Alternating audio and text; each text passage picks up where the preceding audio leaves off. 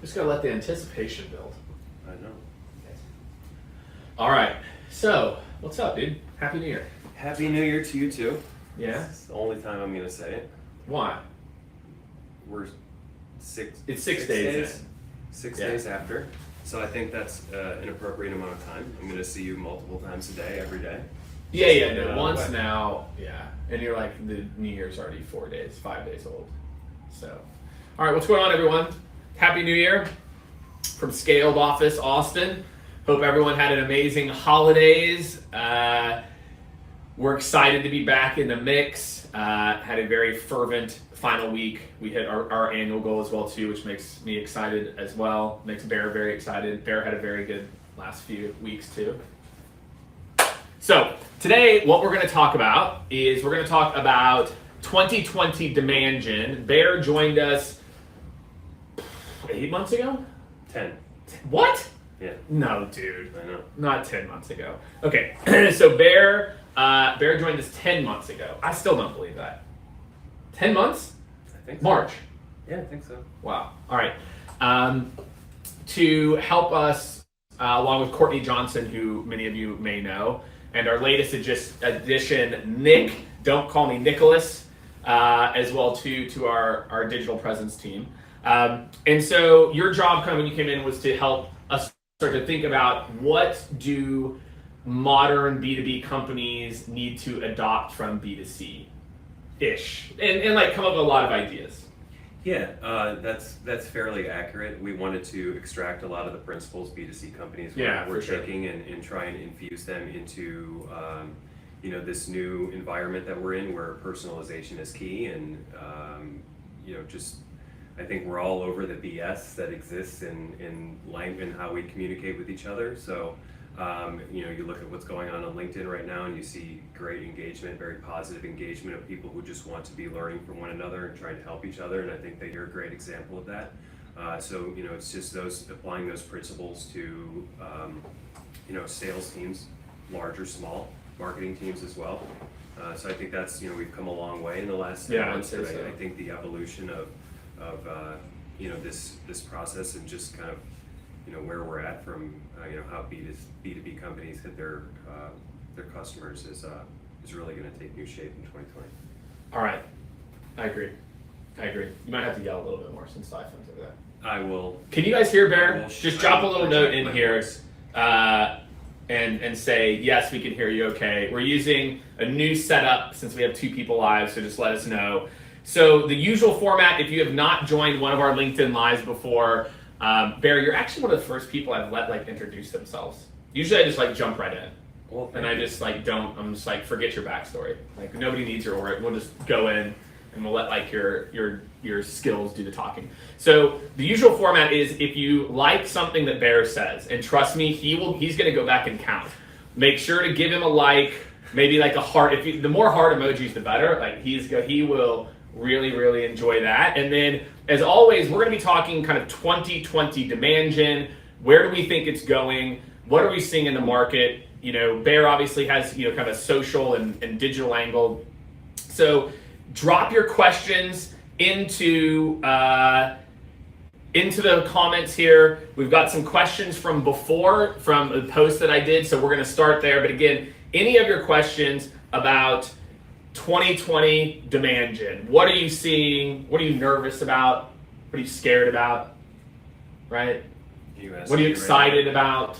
I'll ask you. So you don't come from the B2B world, right? You've been kind of caught up to speed. What do you see B2B organizations? And obviously, look, we know LinkedIn, right? Do more on LinkedIn, right? That's kind of a somewhat known. But are there certain behaviors that you think that B2B companies still aren't paying enough attention to from your purview, and maybe results that you're seeing from other things too?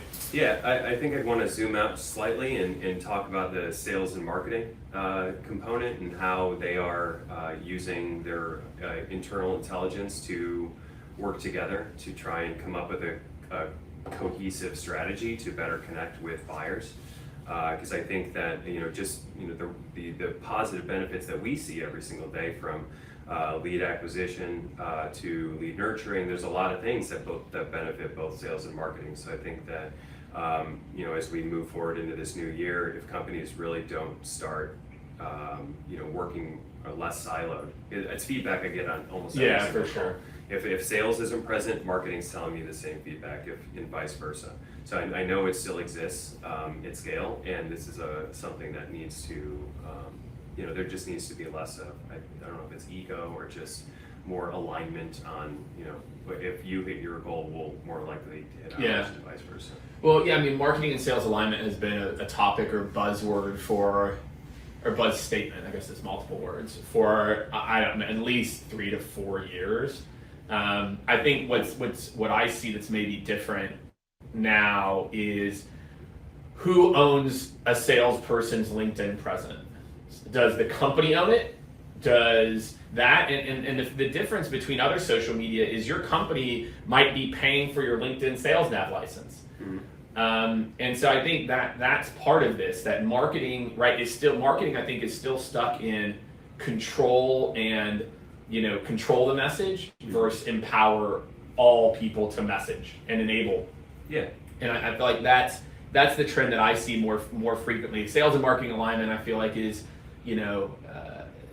as old as time. I just don't think marketing in particular, it knows how to do it.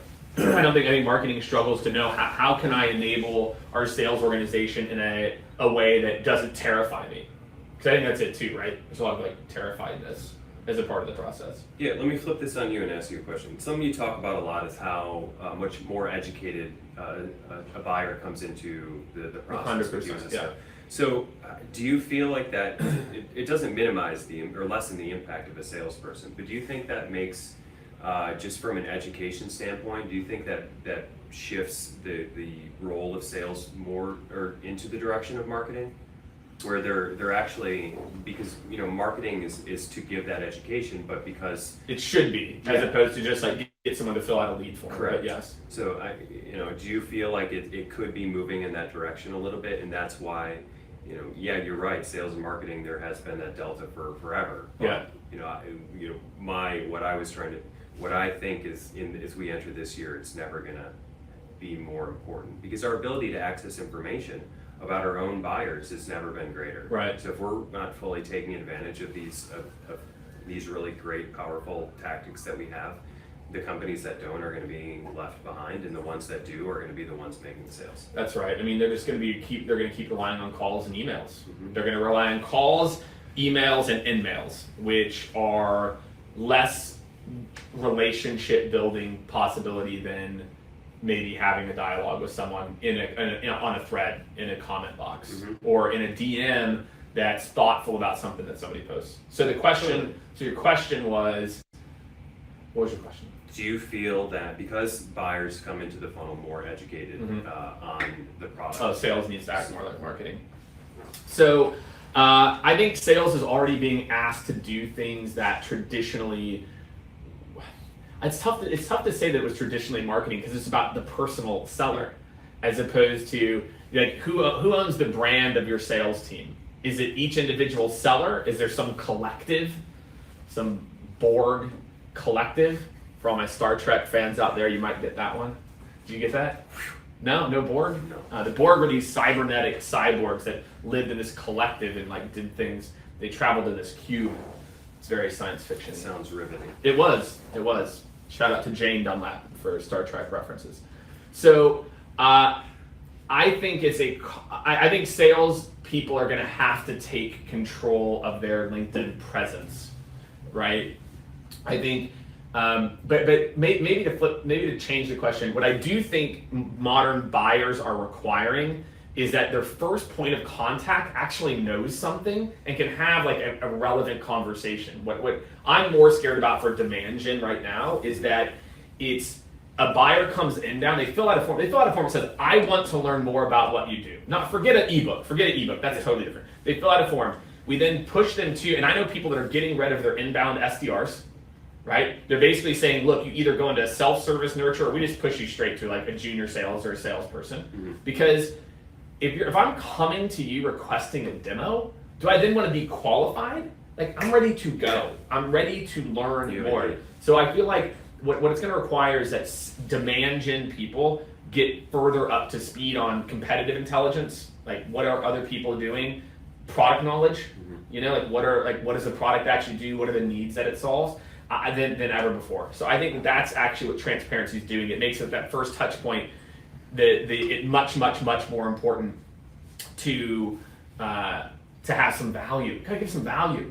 That's why I think for me, I had breakfast with a sales leader here in Austin. I just actually got promoted to CEO, and we were talking about. I thank God that I started my sales career. I had to do everything. I had to source my own leads, get my own appointments. I did a post about this over the weekend. Like I was making 100 calls a day, running meetings every single day, setting my own appointments, and managing my own accounts.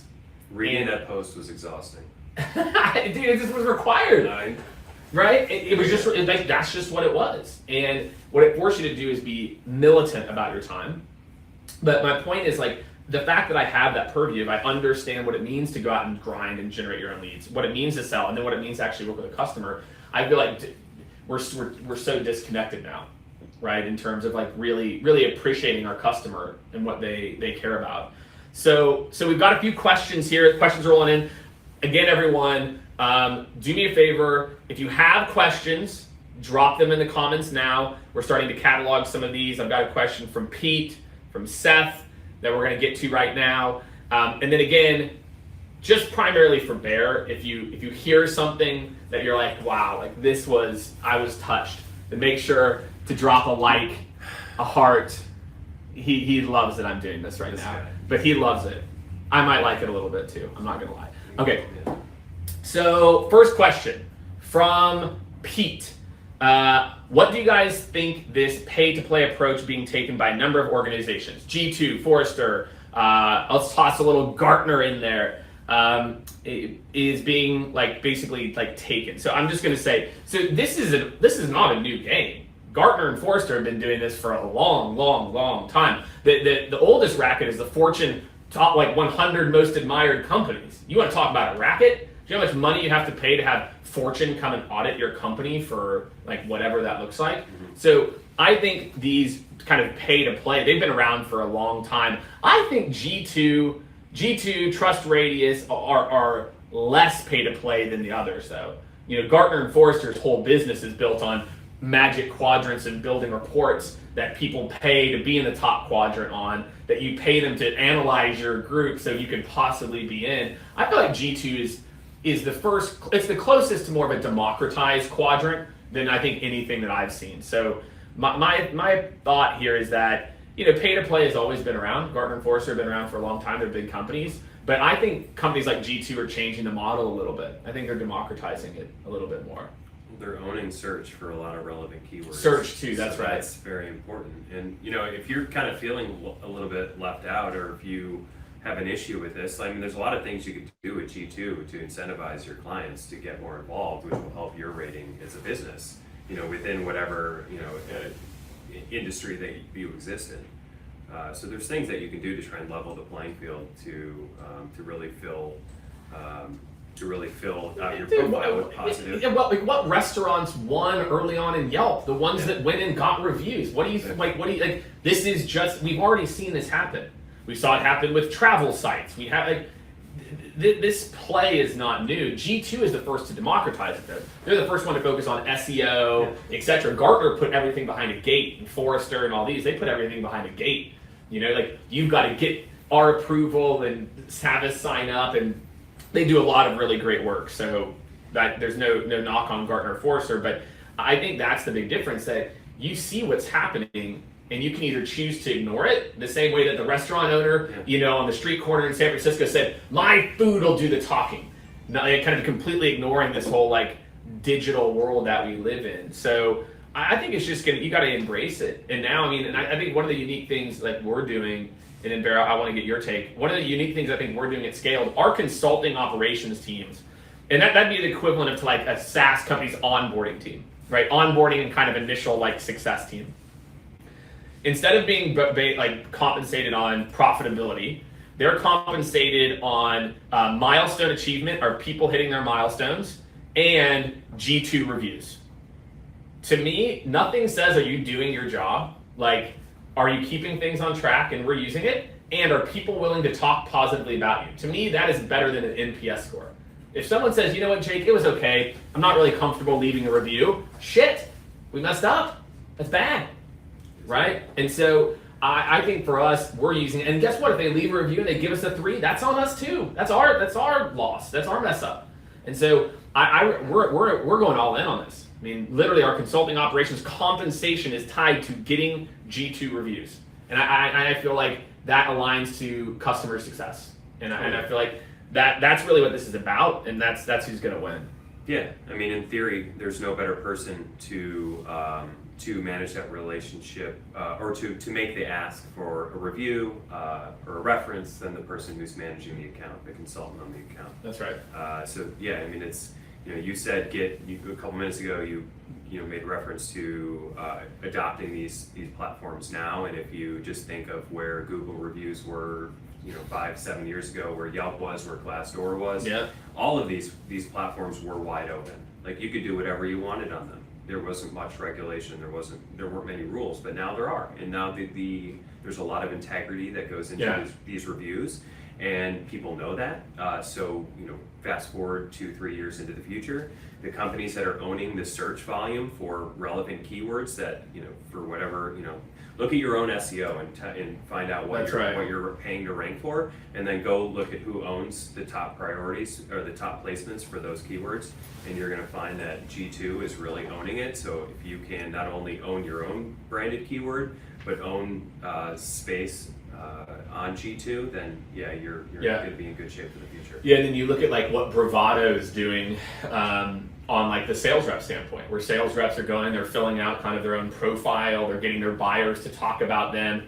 It's the same kind of thing. It's that you as an individual kind of controlling your own sites, third-party sites. It's a very interesting concept, and it all ties back into the question that you asked earlier: is who's responsible for that? Yeah. So you are as a person. I mean, right? I mean, I think that's our philosophy, right? Our philosophy is that if your company enables you, and Seth's got a question too that kind of dovetails into this, but actually let's do that question first, because I think it'll build on this. So Seth's question was: there's a lot of noise around personal branding right now. I know that you love that term. I think he's referring to me. I don't have a problem necessarily with personal branding. Why has this become such a big thing, and what are a couple of actionable tips for someone that's looking to build a digital presence, shout out digital presence, that can eventually produce revenue for yourself or your org?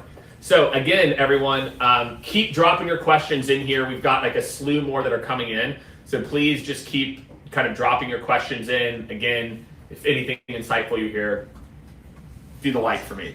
Do it for me this time. Okay. So what do you think about that? The term personal branding, right? Become a thing.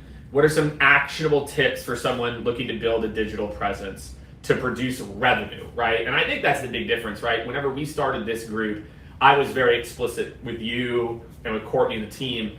This is not social media management that we're trying to do, right? This isn't like a better version of social media management, although you did try to sign Fetty Wap. Like, can we just talk about that for a second?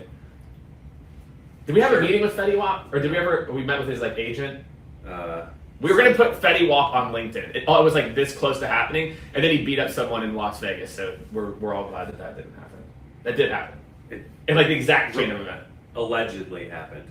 Okay, I don't know, that's true. Allegedly. Allegedly. I don't know. Okay. So the question was around what can you do to produce revenue? I told you at first it was a bad idea. Now I ended up being right. What can you do?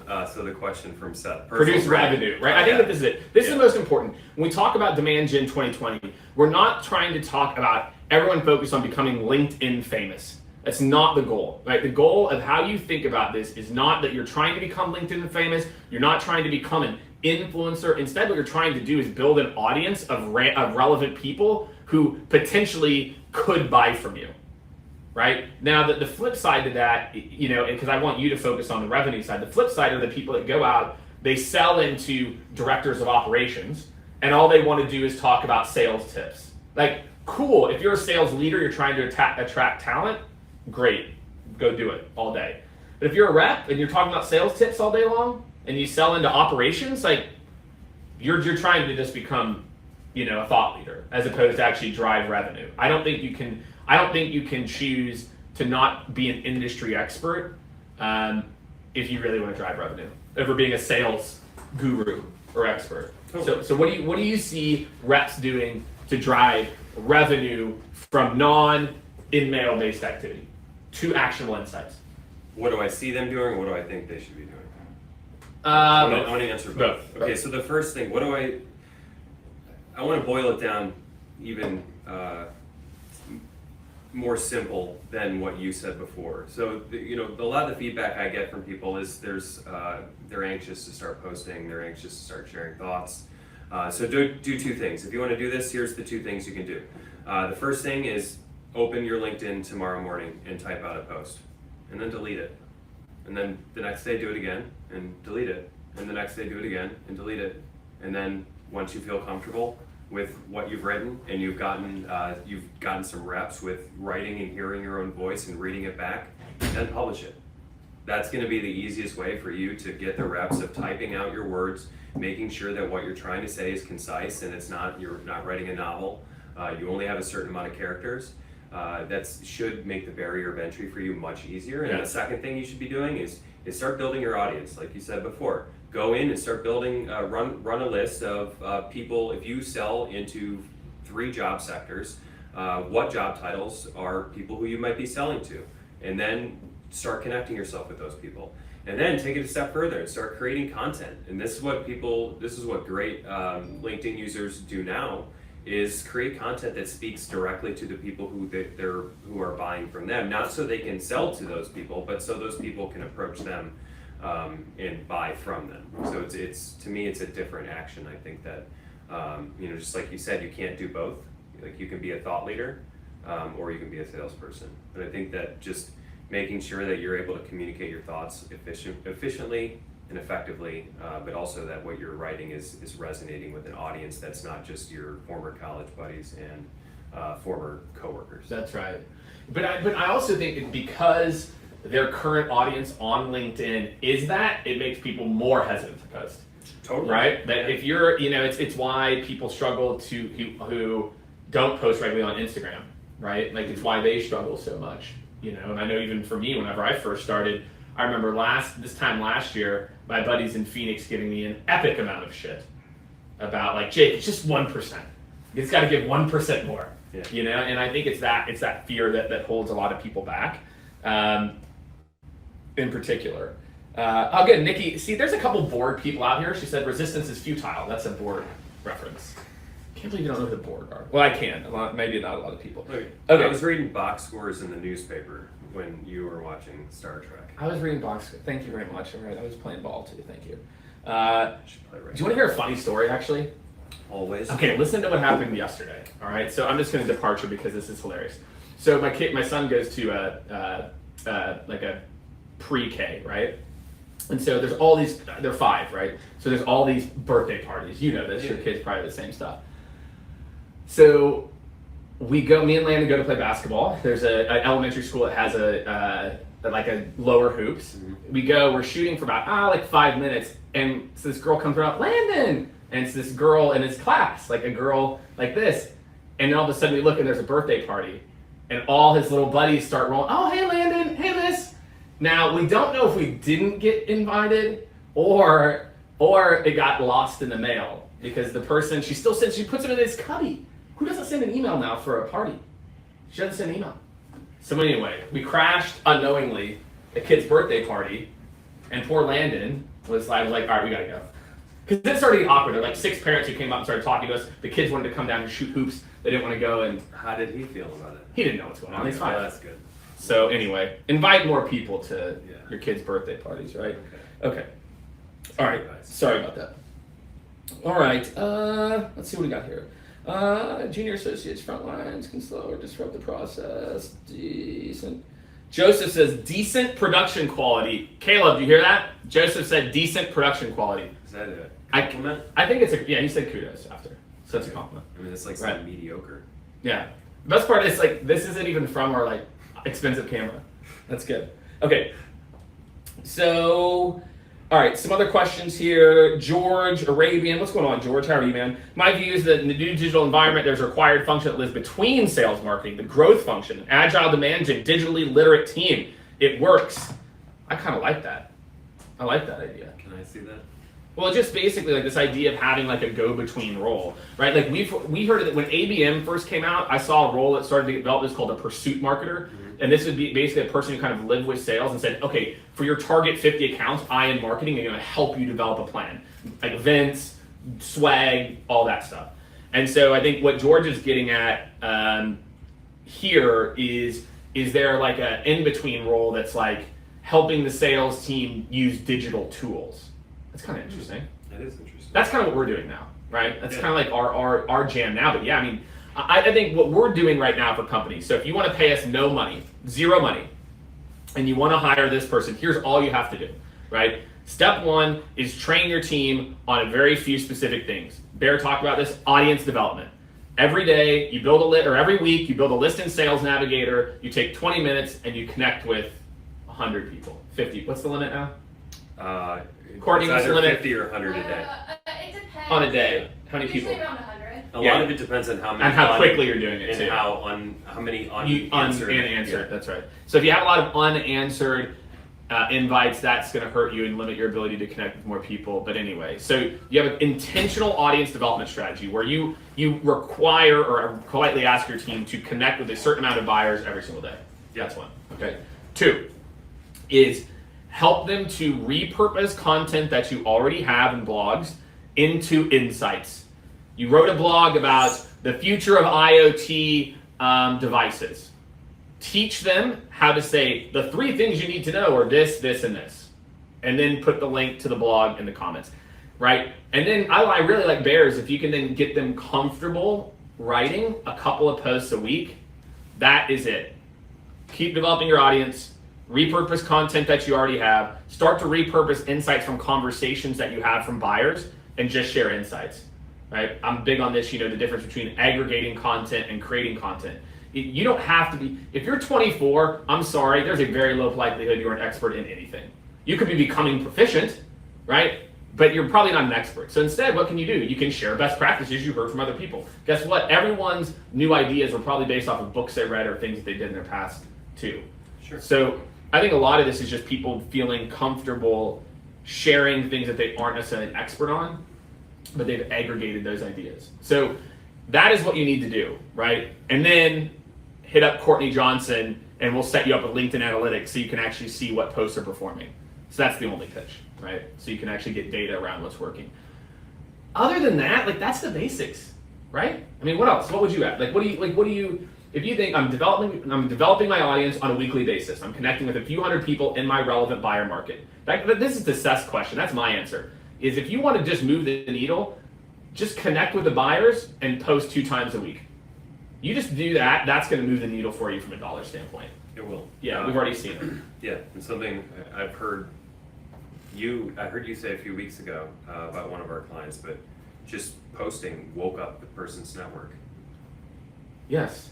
It's so simple. It was one post. It was the first post. And how long? Just well, it was probably a couple months. Yeah. 2-3 months, but the content was drastically different. Right. It wasn't a reshared article. Exactly. And then leads started coming in, and the leads were turning into meetings, and the meetings were turning into deals. Yeah. That's it too. That you have this network already there. There's probably a lot of good buyers in that network, and so how can you activate them? Content, engagement, leads, close. I think that's the future, man. I think that's what 2020 is going to look like. And it's not that emails and calls are necessarily going anywhere. Those are kind of the non-digital. I mean, even email is digital, but I think of it just in a different way. It's not publicly digital. Maybe that's the way. It's not that they're going anywhere. You couple the two, and that's the win-win. It makes them more effective. You couple the two, and you've got your target list of your top accounts, right? And I'm not saying you do this for everyone. And if that person posts or if they don't, you connect with them, they see your content, and then you start emailing them, right? Or you start your sequence. Dude, come on. Offer them something of value. That's right, and give value. That's it. I think that's something that you hit the head. That you hit on the head. Hit on the head. on the head. Yeah. Okay. All right. So we've got a question from Chris. What's up, Chris? Appreciate all your comments, by the way. Chris is very active in our sales community here. As a new business, 5 months in, how much focus should be spent on pushing sales versus branding here on social platform? Okay, this is a really good one. What's your take on this? So I'm slanging, talking about how we made Gartner's Magic Quadrant, talking about how we're the best in document management, which is what 98% of people are doing, versus I'm being a thought leader. What's your thought on the breakdown? Well, I mean, if you're willing to commit to a set strategy, I mean, you can take content you've already created and just repurpose it, where you're not taking an immense amount of time trying to come up with new assets to share with your network. So I think that from number one, you can be doing all of these things at the same time. The audience development is really easy. You know, every time you connect with somebody, you know, you'll get a notification on your phone, and it's going to say you've connected with Jake Dunlap, and here's 100 other people who are kind of like Jake. And then, you know, spend the next 60 seconds connecting with people who are relevant to you. Say, I'm going to scroll 10 times with my thumb, and then I'm going to log off and move to the next thing, and then connect. Do that. It doesn't take a lot of time. You know, like these leads, if you're doing this properly, are going to be much more qualified than anything you pay for, because you're targeting them. You know exactly who they are. You can target by you know, company, job title, level of experience.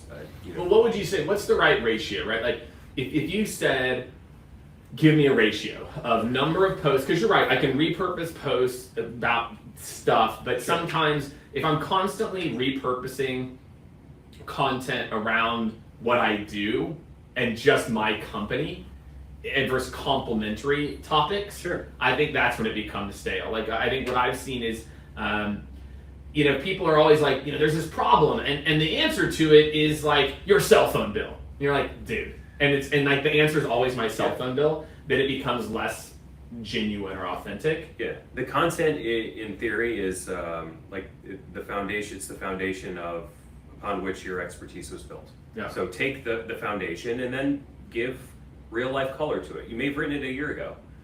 Find examples that are relevant today, and so use social listening. Find out what other people are talking about within, you know, similar concepts, and then add your own new flavor to it. Add color to it, make it yours, so that it's unique and someone thinks that you're offering value that maybe other people aren't. Yeah. So I think that would be what's the ratio? Why are you ducking this question? You asked me what is the ratio, and I didn't. The ratio of value, thought leadership to ask to sales. So like he's a small business owner, and he's like 9 to 1. 9 value, 1 ask. I think that sounds about right to me. And then once you get to this guy's level, then you can it's like 20. See, it's funny. I feel like I'm the opposite. I feel like I'm like 40 to 1. How often do I ask? I gotta guess like 40 or 50. No, until we put out you know, a couple posts at the end of the year. Yeah. Rarely you ask. And then it drives business. Totally, but it's because you have you know, a history of providing value, and that's why, you know, a lot of people are watching this right now, is that they're looking for value from you. You too. Somebody at the very beginning referred to this. I think it was Justin Michael. Thank you, Justin. Bear didn't see it though. It said, I feel like I'm in Hamburg watching the Beatles. That would be you too. That would be you too. Look, there's a lot of Beatles. Well, maybe I'm your George. I think that's aesthetic value, I think, more than anything. Maybe I'm your George. Yeah. You know what I mean? Like, who knows? So, all right. So what we're going to do is we're going to do probably a couple, maybe 2-3 more questions here. Again, as we're probably going to wrap up in the next like 10-15. So drop your last minute questions, future of demand gen. I'm going to flip it up and talk a little bit about calls and emails and what I kind of like predictions or things there. But keep dropping your questions in here. We've had a lot of really good engagement. I think someone answered my IoT questions, Internet of Things. Basically every device is connected now, which is just an example. So I've got what role, I started to talk about this, what role, again, you come from the digital world. And feel free, man, like be honest, what role do you see cold calls in 2020? What do you see the role of And by the way, I don't mean just only doing that. I'm saying as a part of a larger strategy. I think it's just a tool in your toolbox. Yeah. I think it's just something that you have and you pull it out when you need to use it. There's going to be times that if, and by our efforts, or if that's any indicator, the leads that you're going to be able to acquire and the relationships you'll be able to develop using social platforms and finding your buyers where they live, most frequently online, cold calls are going to be less important. They're not going to be needed as often. Or maybe it's about making them based on certain triggers, right? Sure. Like you like a post, tease it up to me, and then I call the post. I call you 40 minutes later. Hey, you just like that post on. Hey, what's going on, John? I was in my CRM. I did a quick search. I hadn't come across hey, it's a small world. Actually, boom. Slightly terrifying. Oh, dude, people are already doing that with yesware and stuff, where they're they see someone opened an email. Opening an email is not an intent to set a meeting, just so everybody knows. If you landed on my website, not intent to downloaded my ebook, not an intent to buy. I was just wanted to learn something. Okay, so calls, we're saying, still very much a place for them. Maybe a smarter way to think about calls versus just random dials. I feel like that's my take on it. Is that I feel like calls should be used still consistently in your sequence, but you should do it smarter. Yeah, I mean, like you mentioned earlier, we don't have the same background. When I think about cold calling, I think I don't ever want to be called. I would prefer just to live day by day and people just text me all the time. Yeah. So someone my age, 37 years old, I'm an elder millennial. I don't want, I would prefer not to have people calling me. I'd rather communicate in a way that's more convenient for me, where I have the next 20 minutes to take on this thing that I want to buy or I need to address, and I can log on to the the web, the live chat and deal with it that way. That's right. That's why bots. That's why honestly, I think we got really hot on bots like Drift and Intercom. And again, it goes back to Pete. Pete had commented on this too. There comes a point where you're like, dude, give me the information. Stop it.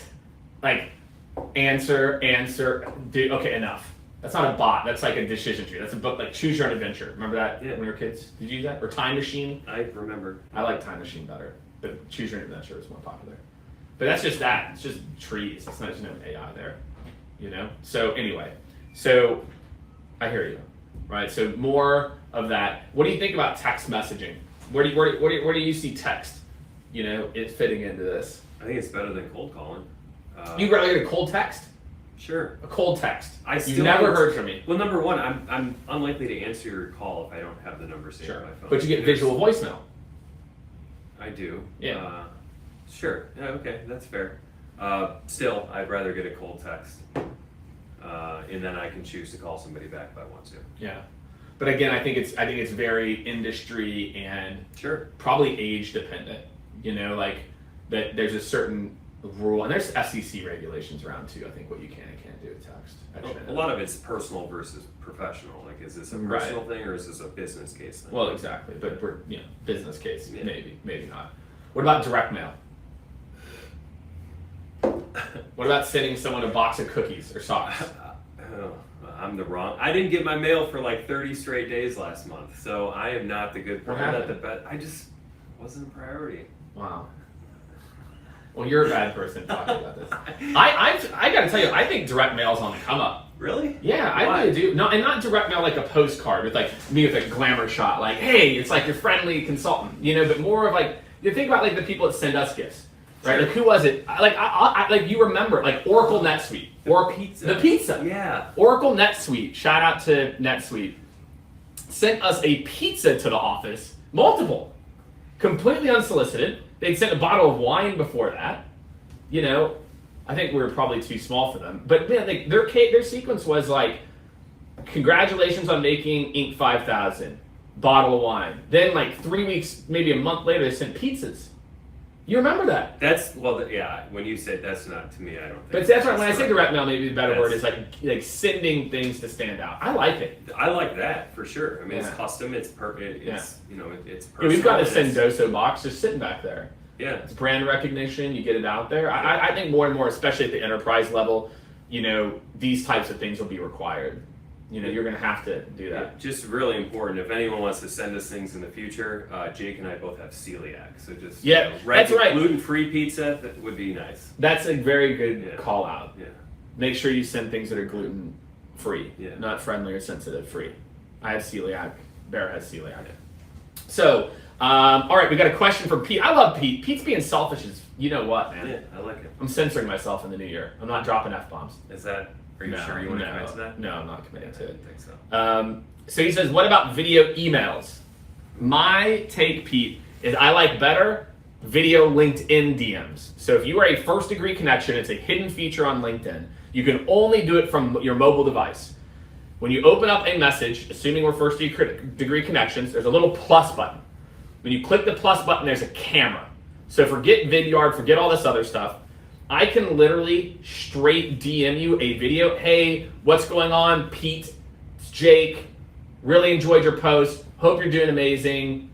Boom, fired off to you. So I like better than video emails, connecting with the person, engage with content for a day or something, like a week. God forbid you could wait 2 weeks, right? Then you see something that catches your eye, video DM or voicemail. LinkedIn also has a voicemail feature. Nobody's using this shit.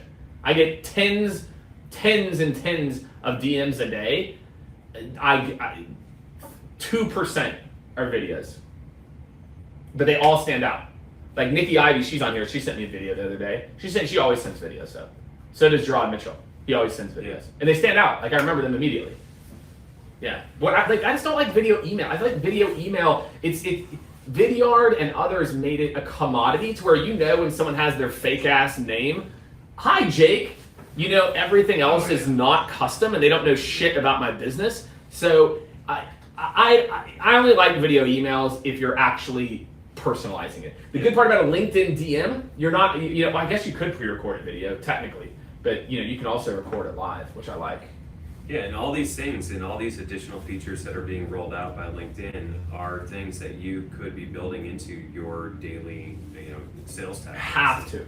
And that's feedback that we get, that we talk to when we're talking to clients, is working with them to try and build out a process so that their sales, whether it's Salesforce or outreach or whatever, is more, it's more communicative with LinkedIn. So, all of these things, as the platforms are evolving, there's so many features now you could build an entire sequence on LinkedIn outreach. That's right. And I think that's the problem, though, is where I think a lot of teams struggle to integrate this. And I'd love to hear from all of you if this is why you all struggle, or your team maybe. You can't track it. There's no way to automatically log a non-in-mail DM. Correct. There's no way to automatically log a comment. Mm-hmm. There's no way to automatically log a connect. And so because of that, we're asking these SDRs and salespeople to do all this activity, and on top of that, a lot of it's not even being tracked. And I feel like that's what's holding probably a lot of you back, is maybe your boss or your boss's boss is like, I put that post up about I had to make 100 calls a day, which was ridiculous. By the way, it was ridiculous. I didn't put that up. That was 2006. Like, calls were way more popular. LinkedIn was barely around. But I feel like because we can't track it, people aren't getting credit for it. And people then are not doing things they know they should be doing because it's not getting tracked. And their boss is getting on their ass about, they're not doing it. Yeah, and I think more companies would be willing to try things if there was an easier way to track it, which is what we're trying to work on now. Yeah, for us, so I'll tell you what we're doing. I think it's worth just sharing. What we do is we make sure that in every digital presence engagement, this goes back to Seth's question from the very beginning, that we have a way to track LinkedIn influence conversations. Mm-hmm. That we're trying to move a lot of our clients toward the conversation, meaningful conversation connect being the first real measurement point versus 100 activities or 100 calls. Yeah. Instead, it's 8 meaningful conversations, and making sure that you're putting LinkedIn as the source, So I feel like I think we're going to head there. Or LinkedIn will make it easier to track activities. One or the other. And if LinkedIn makes it easier to track those activities, then I'm fine going back to activities. I don't care about meaningful connects. Yeah. Then I can just look at the triage or the things of activities that work. You know what I mean? Yeah. That's my thought on it, dude. That's my thought. All right, let's see. Do we have time for one more question? Do we have one more question? Yeah, we got one more in here. Okay, so hold on, I gotta refresh.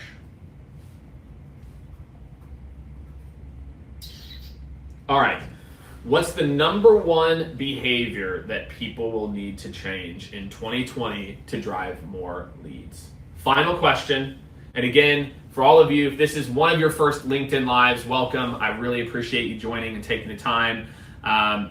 LinkedIn Lives can be a little difficult to find. So typically what people do, you can tag yourself in the comments, you can tag some of your coworkers in the comments so they can come back and check this out. They'll be happy that you added value, but it makes it easier for you to go back and find. So drop a little comment, tag yourself, tag your coworkers. We found that works out really well to go back and access things. Again, please, feel free to share the link. That's always up to you. You can share it. If you think that there's some exciting things that you can get from this, we always appreciate you taking the time to share. And we're going to leave you with this. What's the number one behavior that people will need to change in 2020? People, individuals.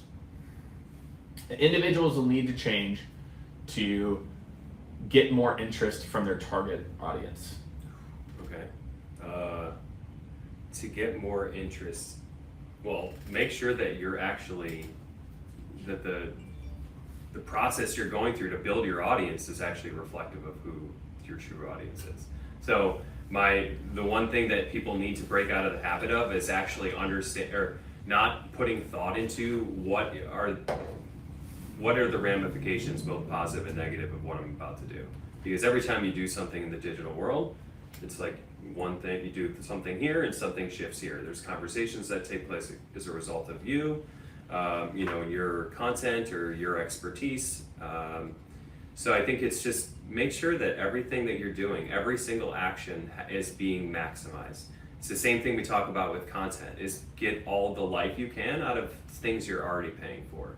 Because so it's the same thing. Is if you're going to run an outreach campaign to sell a new product, like your team probably has spent a lot of time putting together the marketing campaign and how it's going to be messaged, but how much time is the sales team put in the marketing teams put behind actually building out specific audiences for these campaigns, so that when you do deliver that language, it's being...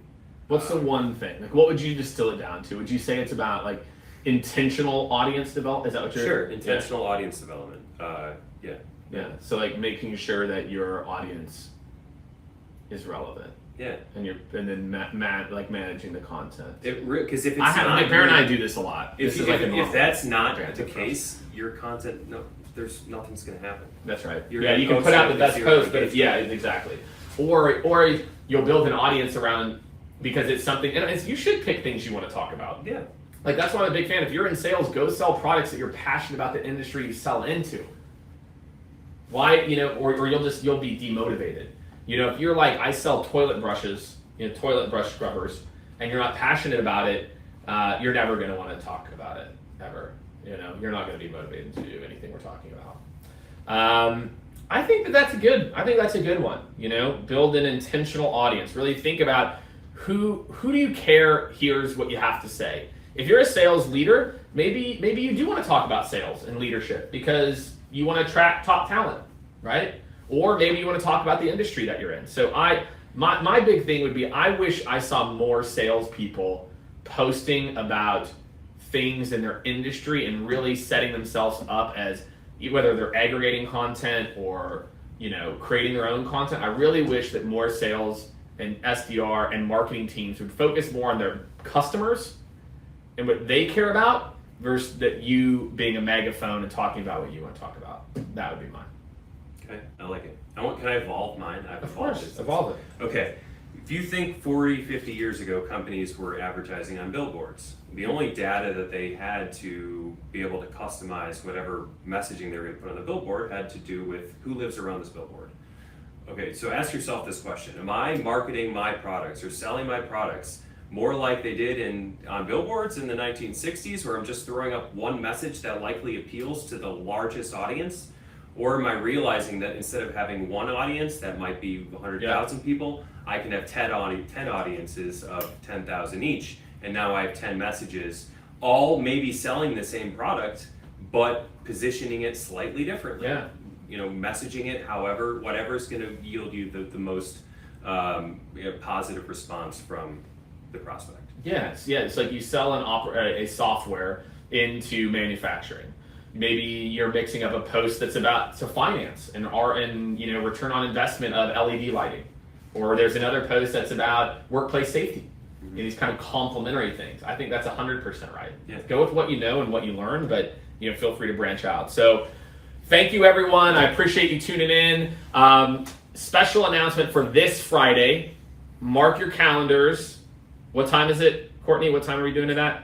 Let me check. I think it's 8 or 9 a.m. Let me see. It is at 9 a.m. Central, 10 a.m. Eastern. We're doing the weekly recap this week where we talk about everything that's amazing from the week. We'll probably do a little holiday regroup as well too. So make sure you mark your calendars 9 Central, where we're going to be doing our weekly recap number 77. Almost a year and a half in. Or maybe over yet. Is that over a year and a half? Over a year and a half of weekly recaps just for you. So mark your calendar, share it with your friends.